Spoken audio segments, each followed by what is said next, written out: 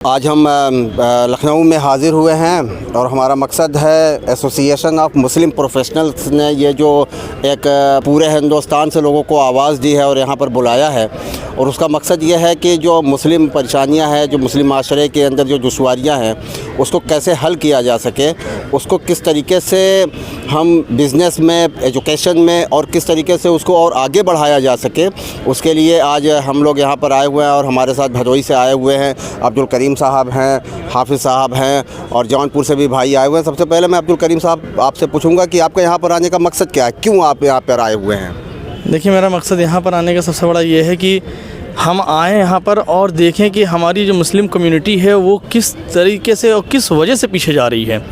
क्योंकि आज कहीं ना कहीं जो है मुसलमान हर एक फील्ड में पीछे है, उसको यहाँ पर हमको समझना है और किस तरीके से आगे बढ़ना है, उस चीज़ को सीखना है। तो अभी हाफिज़ साहब हैं हमारे साथ, हाफिज़ अशरफ साहब, और ये भदोही के अंदर एक तंजीम चलाते हैं, शादी को आसान करो। भदोही में काफ़ी माना जाना नाम है, इन्होंने काफ़ी काम किया है शादी को लेके, 100 से ज़्यादा शादियाँ इन्होंने कराई हैं।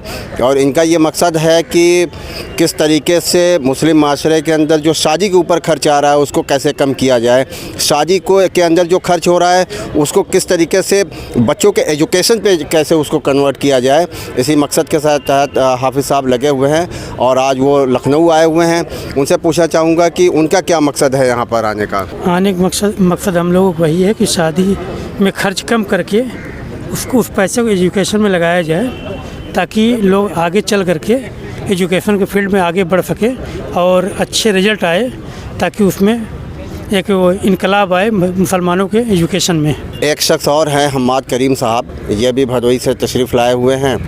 तो मैं इनसे पूछना चाहूँगा कि क्या मतलब आपको यहाँ पर आकर कैसा फ़ील हुआ, कि मतलब यहाँ पे कैसा काम हो रहा है और किस तरीके से आप इस तंजीम को, इनके मुहिम के, इनके मकसद को आप किस तरीके से आगे बढ़ा सकते हैं? अस्सलाम वालेकुम।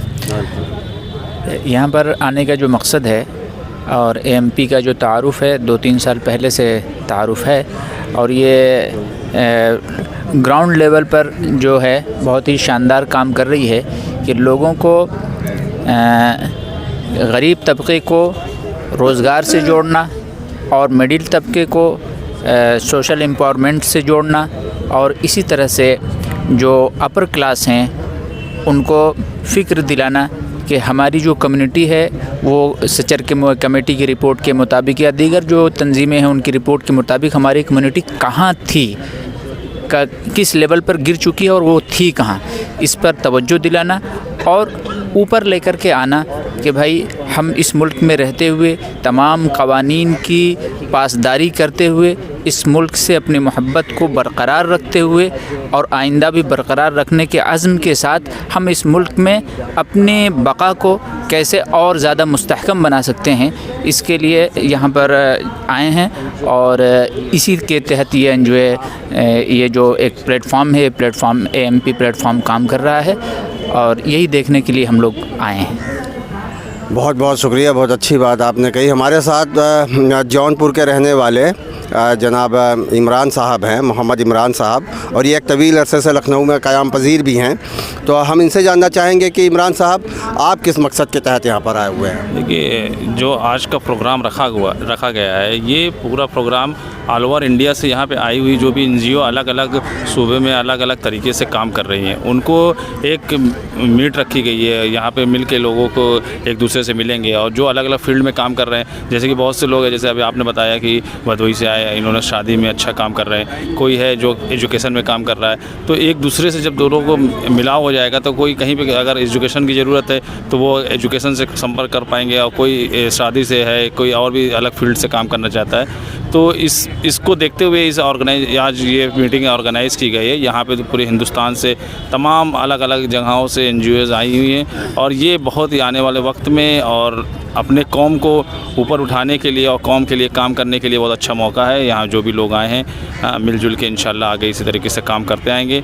और हम लोग मुस्लिम वेलफेयर सोसाइटी से लखनऊ की है, जो कि काफ़ी दिनों से 48 साल से काम कर रही है, अलग अलग शोबों में, एजुकेशन है, मेडिकल है, इस तरीके से काम करते आई है और इंशाल्लाह आगे भी इसी तरीके से काम करते रहेंगे। जैसा कि आपने देखा अब्दुल करीम साहब यहाँ पर हिंदुस्तान के कोने कोने से यहाँ पर जो हिंदुस्तान के दानिश्वर हैं, जो मुस्लिम दानिश्वर हैं, जो मुफक्किरीन हैं, यहाँ पर आए हुए हैं। तो आपको इस एमपी के इजलास से या एमपी के जो फ्यूचर है उससे आपको क्या उम्मीदें हैं? क्या आप कुछ अच्छे की उम्मीद कर सकते हैं कि आगे चल के जो है वो मुसलमानों के कुछ हालात में तब्दीली आएगी, उनको बिज़नेस करने के अंदर तरीके सलीके के अंदर, या फिर उनको सियासत में कुछ दखल देने का कुछ मौका मिलेगा? तो इसके बारे में आपकी क्या राय है? देखिए, एमपी जो है एक बहुत ही बेहतरीन प्लेटफॉर्म है मुसलमानों के लिए, और जिस तरीके से एमपी अभी तक काम कर रही है, जितने लोगों को उसने जो है रोज़गार से जोड़ा है और जो है गवर्नमेंट सेक्टर में ढकेला है मुसलमानों के यूथ को, ये एक बहुत ही अच्छी प्लेटफॉर्म है। और इसको आगे बढ़ाने के सबसे जो ज़रूरत की चीज़ें हैं वो हैं कि इसमें हम आपको जो है आगे बढ़ना होगा।